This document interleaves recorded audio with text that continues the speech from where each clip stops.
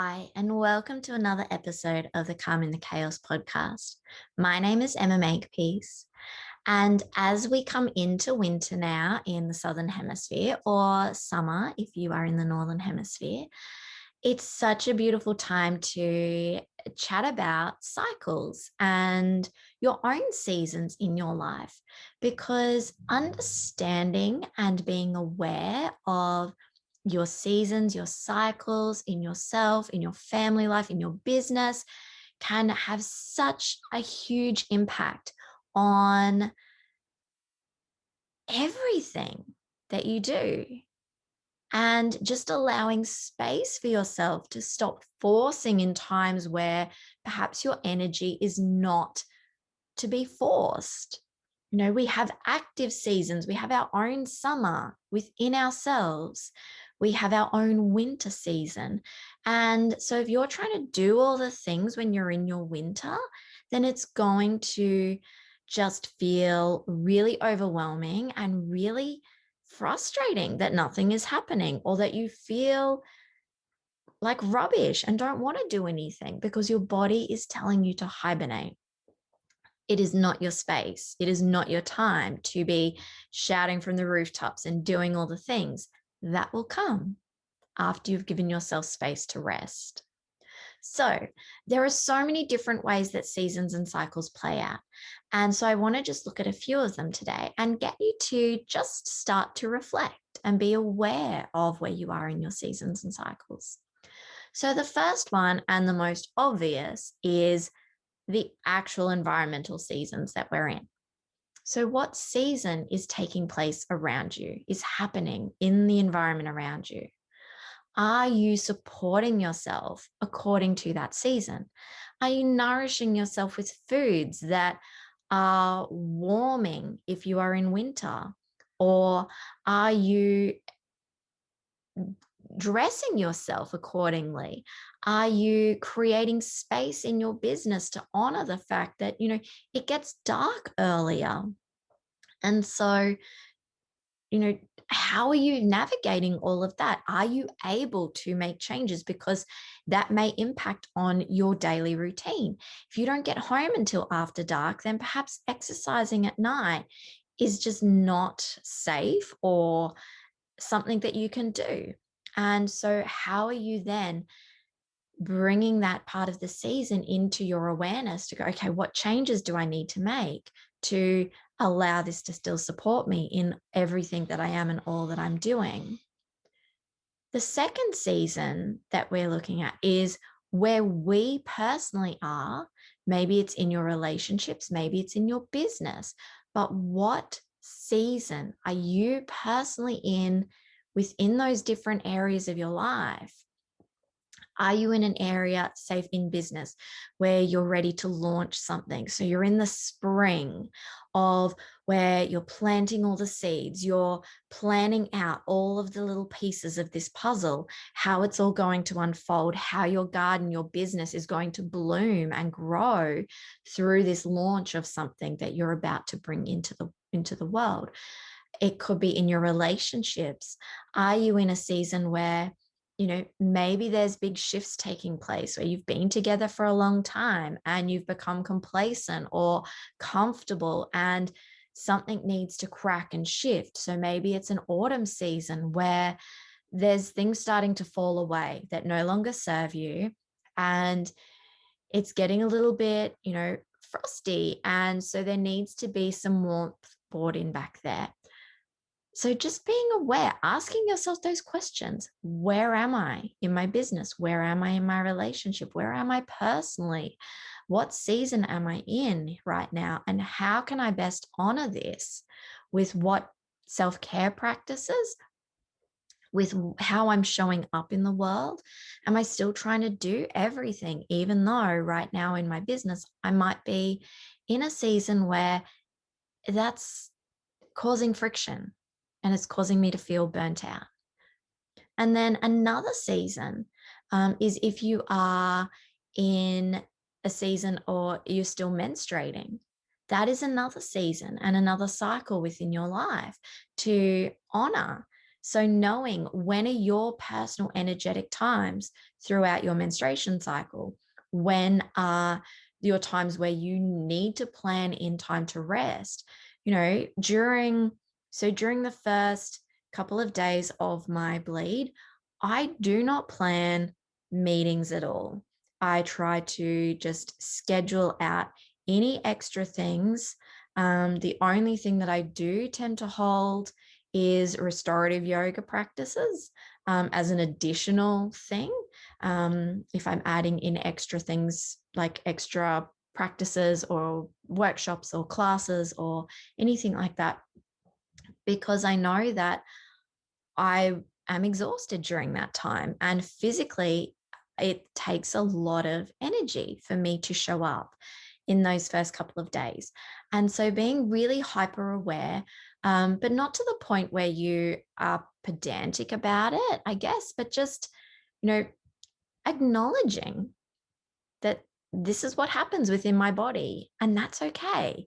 Instead of trying to force through and push and do all the things, again, leading to burnout.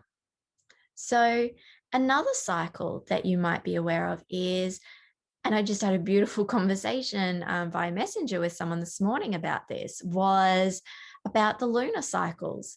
So, was chatting to a mentor of mine yesterday, and we were supposed to be doing a training tonight where I was speaking on that.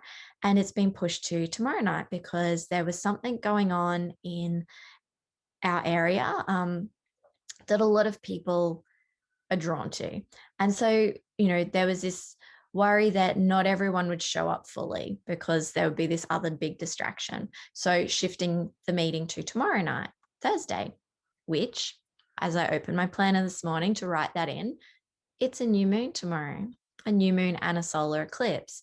And so, it was something that, I then sent a message saying, hey, FYI, new moon, solar eclipse. New moons are a time of new beginnings, and solar eclipse as well. Like, it's this fresh start, it's this new energy, it's new intentions, time to start new projects, which is exactly what this meeting is all about. So the universe just went, here you go.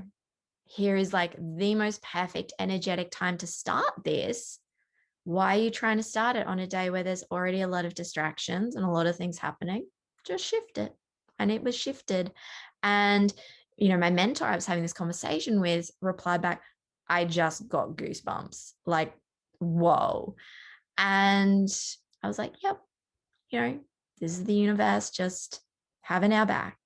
So, knowing those cycles, knowing the full moon, the new moon, perhaps what your own energy is like, and you can start to chart this when you journal or just in your diary. Just start to make a mark against those things. Like, I feel really energetic around new moons, or perhaps you feel absolutely wiped. Maybe each one is a little bit different depending on what's going on. Is there, a lunar eclipse as well, or Mercury retrograde, or whatever else is happening? Just being aware. So none of it is excuses, but it's just going, okay, I know at this particular time that I can feel quite exhausted. So I'm going to create space there. I'm going to give myself a few days around that. And if I have energy, fabulous. That means I'm going to go and, just take action on all the things. And I'll feel even better. I'll feel empowered because I've done all these things that I hadn't even planned on doing. And I've gotten ahead of myself.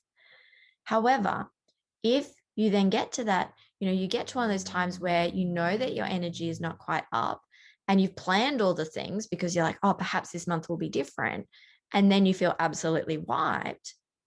You're potentially going to feel really shitty at yourself or frustrated at yourself because you didn't meet your expectation of what you could have possibly achieved. And see how that then creates this, just frustration and not enoughness. So giving yourself that space. And then if you feel great, fabulous. Go and do the things that you want to do. Use that energy, channel it, get into the flow. But you have that space for that spontaneity and to do that.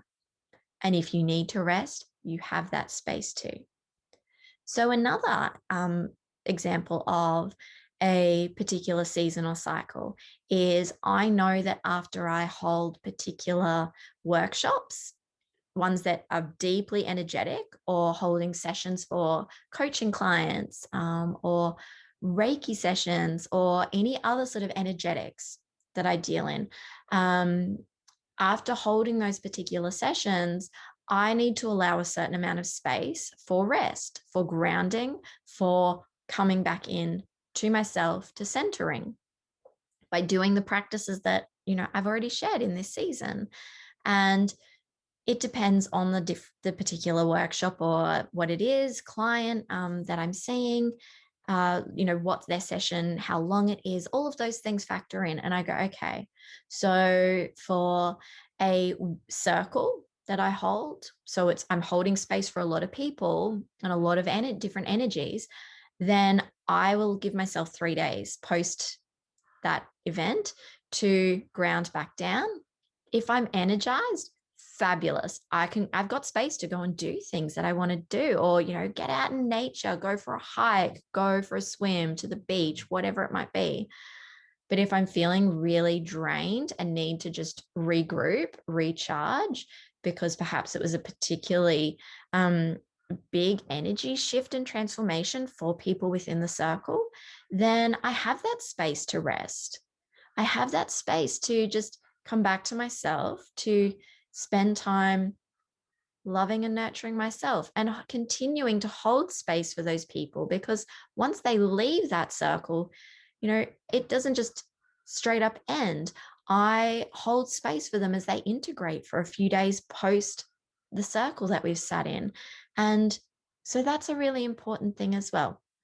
So, see how there are so many different cycles and seasons that we have in our own lives, and honoring those by allowing space for each of the different seasons or cycles that we're in, acknowledging where there's energy, where there needs to be space for rest, and allowing flexibility and spontaneity within each of those.